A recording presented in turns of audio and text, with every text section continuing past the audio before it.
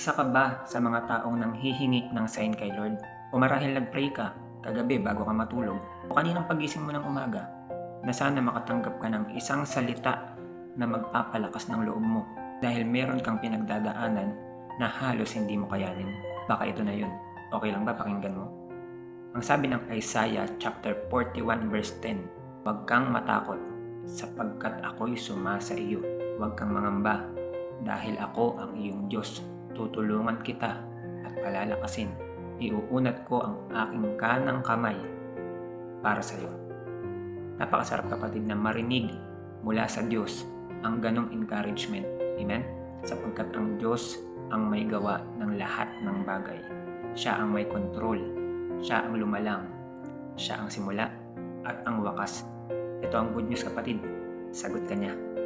Ano man yung pinagdadaanan mo, mapagtatagumpayan mo yan dahil sumasayo ang kataas-taasang Diyos na nasa langit.